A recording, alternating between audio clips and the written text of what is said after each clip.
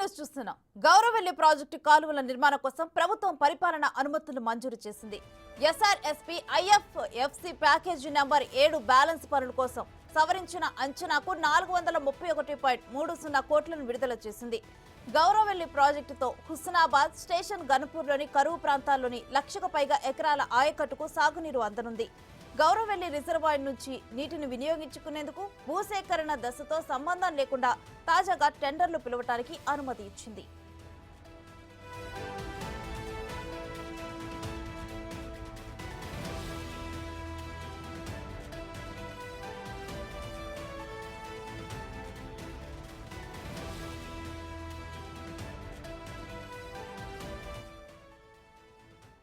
ఇక ఇదే అంశానికి సంబంధించి మరింత సమాచారం మా ప్రతినిధి సాదిక్ అందిస్తారు.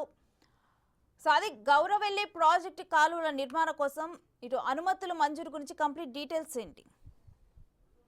రేణు, కరీంనగర్ జిల్లా, ఉమ్మడి కరీంనగర్ జిల్లా హుస్నాబాద్ కు త్వరలో గోదావరి జలాలు రాబోతున్నాయి. ముఖ్యమంత్రి రేవంత్ రెడ్డి నాయకత్వంలో ఈ యొక్క గోదావరి నదీ జలాలు కావాలని కూడా మంత్రి పొన్నం ప్రభాకర్ ఎప్పటి నుంచో విజ్ఞప్తి చేయడం మేరకు ఇటీవలనే కేబినెట్ లో కూడా ఈ అనుమతులు ఇవ్వాలని కూడా ప్రభుత్వం నిర్ణయించింది. దాదాపు 437 కోట్లు సంబంధించినటువంటి దానికి కేబినెట్ అప్రూవ్ చేసింది. తాజాగా గౌరవెల్లి ప్రాజెక్టు పనుల నిర్మాణం కోసం రాష్ట్ర ప్రభుత్వం ఎస్ఆర్ఎస్పీ ఐఎఫ్ఎఫ్సి ప్యాకేజీ నంబర్ 7 ప్రకారంగా బ్యాలెన్స్ పనుల కోసం 431.30 కోట్లు విడుదల చేస్తూ ప్రభుత్వం ఉత్తర్వులు జారీ చేసింది. దీని ద్వారా 1,06,000 ఎకరాలకు ఆయకట్టుకు నీరిందించేటువంటి ఈ బృహత్కర పరిణామంగా చెప్పవచ్చు. ప్రధానంగా 1 ఎకరం కూడా భూసేకరణ చేయకుండా వస్తున్నటువంటి ఈ యొక్క ప్రాజెక్టు ఇది చరిత్రలో నిలిచిపోతున్నది.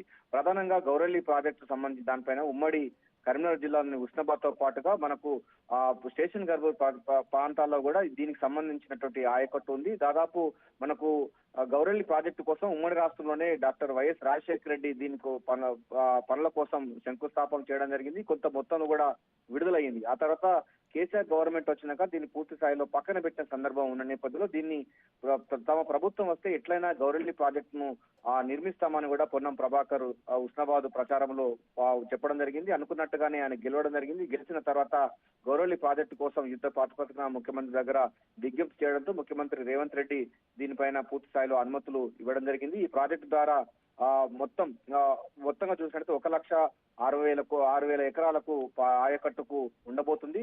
ఒక రకంగా చెప్పాలంటే 90 అంటే దీనికి గౌరవెల్లి ప్రాజెక్టుకు 2 ప్రధాన కాలువలు ఉన్నాయి. ఒకటి కుడి కాలువ ద్వారా 90,000 ఎకరాలకు, మరో ఎడమ కాలువ ద్వారా 16,000 ఎకరాలకు ఉండబోతుంది. ప్రధానంగా ఇక హుస్నాబాద్ నియోజకవర్గంలో అయితే 57,852 ఎకరాలకు, స్టేషన్ గర్పూర్ లో 40,148 ఎకరాలకు సాగునీరు అందించేటువంటి ఈ యొక్క గౌరవెల్లి ప్రాజెక్టు ద్వారా అక్కడి ప్రజలందరూ కూడా చాలా సంతోషం వ్యక్తం చేస్తున్నారు. ముఖ్యమంత్రి రేవంత్ రెడ్డి గారు తీసుకున్నటువంటి నిర్ణయం పట్ల ఆ రైతాంగం హర్షాత రేఖలు వ్యక్తం చేస్తా ఉన్నారు. ఇటీవలనే 1,00,000 వరకు రుణమాఫీ చేసినటువంటి రాష్ట్ర ప్రభుత్వం గౌరవెల్లి ప్రాజెక్టు, ఎందుకంటే ఇది 16 సంవత్సరాల పాటుగా వెనుకబడినటువంటి ప్రాంతం ప్రాజెక్టు కావడంతో చాలా సంతోషం వ్యక్తం చేస్తున్నారు.